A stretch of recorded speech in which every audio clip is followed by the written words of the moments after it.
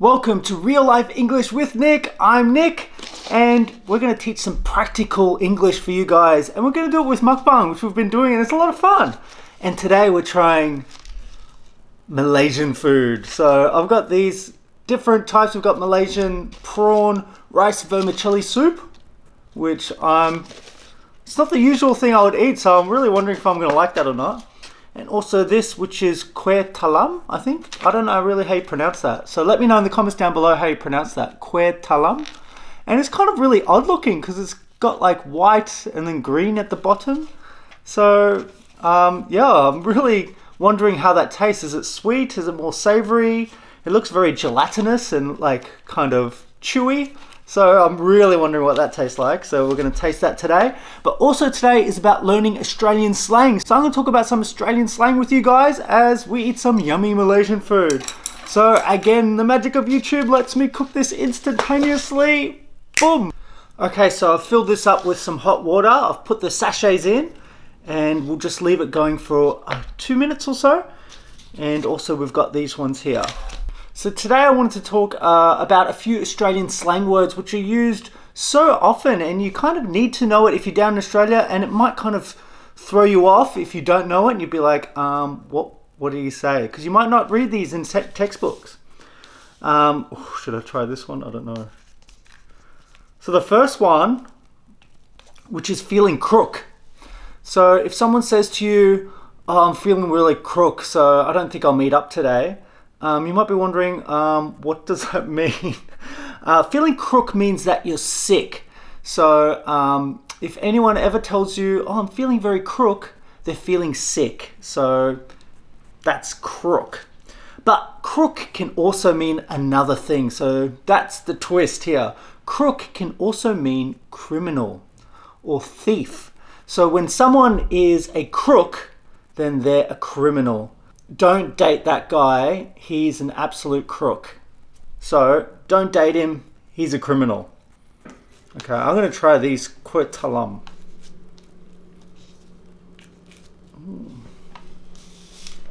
I'm so used to having everything with chopsticks, but I probably don't need to have chopsticks with this one. So,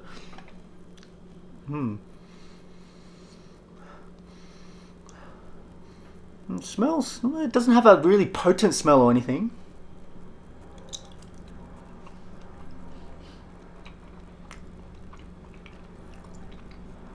Okay, that's a lot better than I thought it was going to be. Usually nothing green is very delicious to me. Okay, it's got a coconut. So the ingredients here, it's got rice flour, pandan, coconut milk, sugar, salt. So I don't know what pandan is, but I'm guessing that's the green part. Maybe some kind of fruit. Let us know in the comments down below what pandan means. This is yummy. It's a good yummy snack. It's like coconut. Yeah, you can taste kind of floury, but you know, I never used to like anything kind of gelatinous, but ever since I started eating some more kind of Korean food and rice cakes and stuff like that, I really started liking the chewy kind of gelatinous food.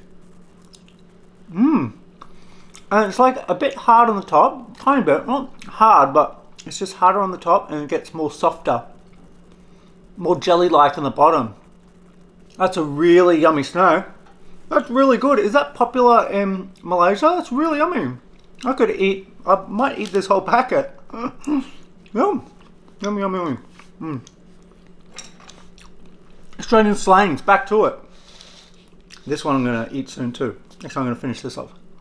That's a really good dessert. I really like those. Okay, servo. Servo is a service station or petrol station. So people will go, oh, I need to fill up my car, I need to go to the servo first. Another important one is bottle-o. So when people go to the bottle-o, they're going to the bottle shop, which is where you buy the alcohol. Because in a lot of countries that I've visited, I've realized there's not really bottle-os or shops where it's just alcohol. Because they sell alcohol in the grocery store or in the supermarket. But here in Australia, you can't get alcohol in the supermarket. So you have, usually right next to the big supermarkets is a bottle-o. Like Coles has Liquorland. Woolworths has... Oh, which one does Woolworths have? I've forgotten now. Oh, this smells nice. Oh, it looks really spicy, so I don't know if you can see that there. But it looks really spicy. Let's see if that's just a trick.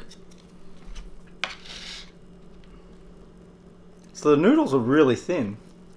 So it says vermicelli noodles. I'm really a weakling, really softy when it comes to hot food. And not spicy food, but like hot food. Like boiling.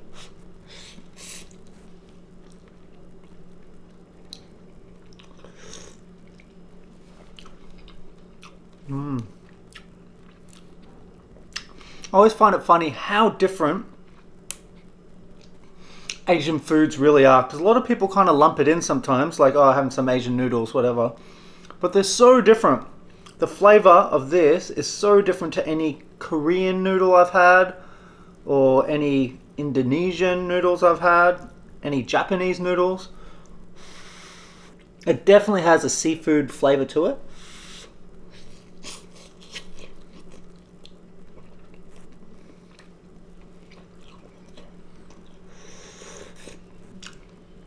It's a little bit spicy too. Okay. Another Australian word is ripper. And, you know, we're having a ripper of a time right now. Ripper is like really good. It's just good. That bloke's a ripper bloke. He's a good bloke. I'm having a ripper of a party tonight. It's just a great party. So ripper is a good one.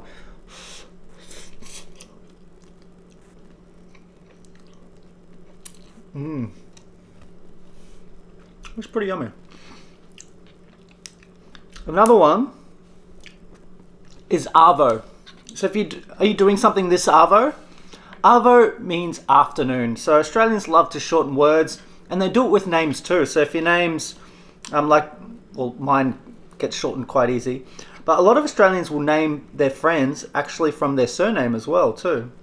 So Australians love to give slang and nicknames to things. So what are you doing this arvo? What are you doing this afternoon? And that's a really common one. That's not one that just... Because some of these Australian slang words can be used more by lower class, more bogan kind of style people. But these ones I'm trying to tell you today are actually quite common to everyone in Australia.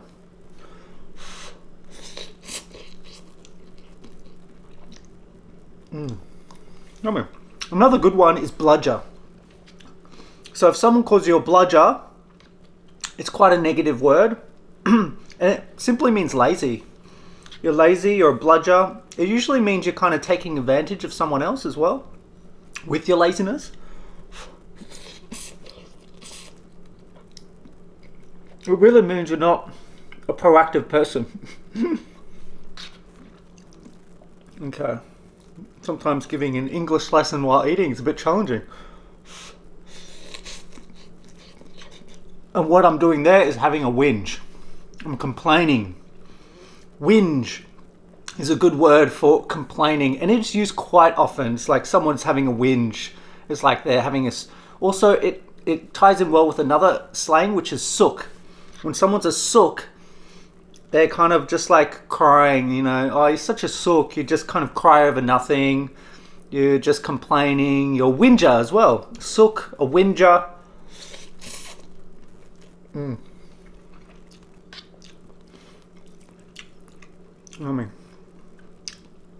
Another really great one, I reckon, is chockers.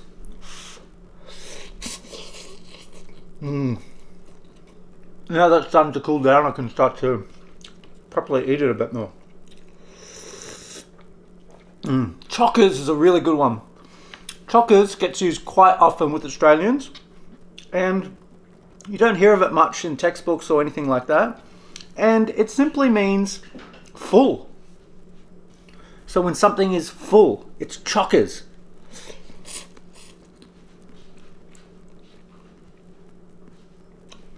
And that usually goes with A party is a good example. Oh, it feels, when you're at a party, you're like, oh, it's so chockers in here. So many people. It's packed. It's chockers. Ooh.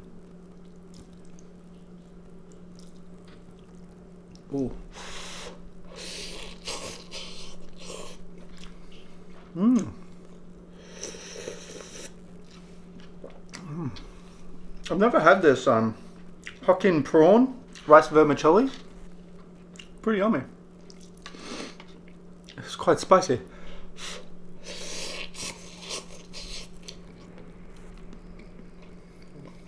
While you're at the party, this chockers party, someone might hit on you or they might crack onto you. So when someone cracks onto you, it means they're hitting on you, they're flirting with you, they're trying to start something. So when someone cracks onto someone, they're hitting on you.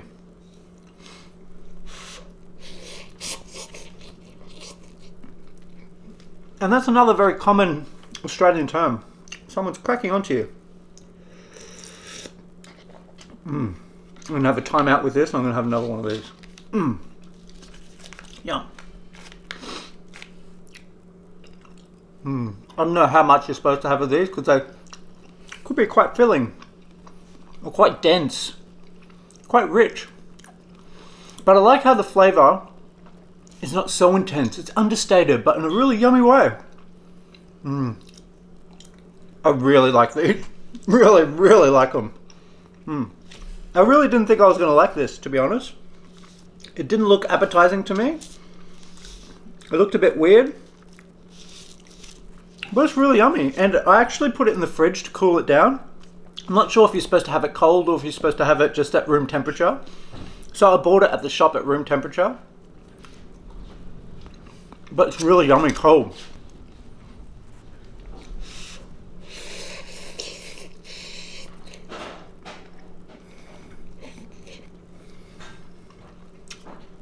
Back to our party theme, because we're at a party and apparently that's where all the slangs are coming from.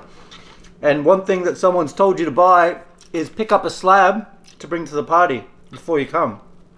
And if you're wondering what a slab is, it almost always means a slab of beer. It could be a slab of something else, a slab of cider, or something like that, or even a slab of bourbon and cokes.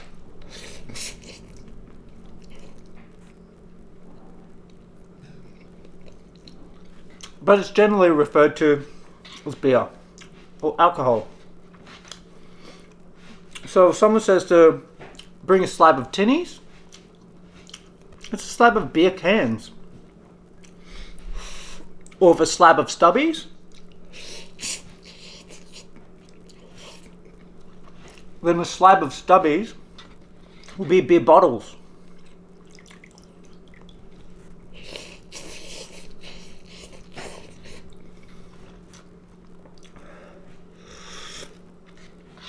Starting to get into this one a bit more actually. It wasn't my cup of tea at first, but I'm starting to get into it. While you're at this party, you meet some guy or some girl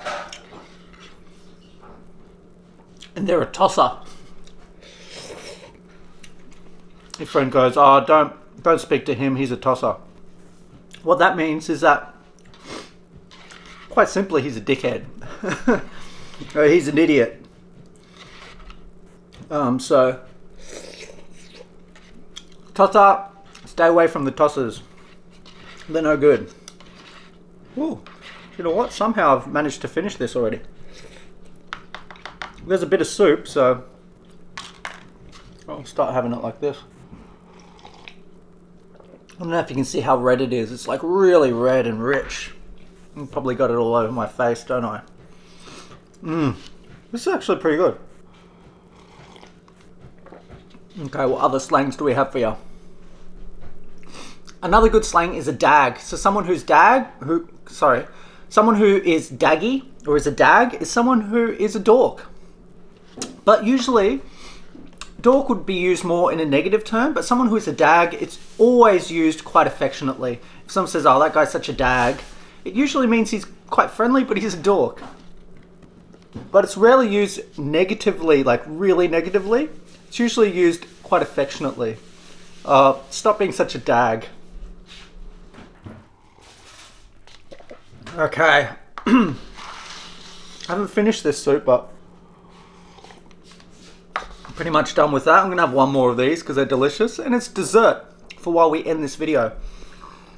Let us know if there's any slangs that you don't know and that you've heard a lot in Australia and you're wondering, what exactly does it mean? Put it in the comments below and I'll respond and I'll let you know exactly what it means. And what do you think about Australian slangs? Do you like them? Do you think they're cute? Do you think they're funny? Or do you kind of rather they spoke a bit more properly here in Australia? Because we do use a lot of slang and it can be quite different to American English. It has its similarities with British English at times, but also we can go completely off that and just have our own odd slang. So let us know what you think. I'm going to finish these yummy Malaysian snacks, and we'll see you guys in the next mukbang. Bye guys!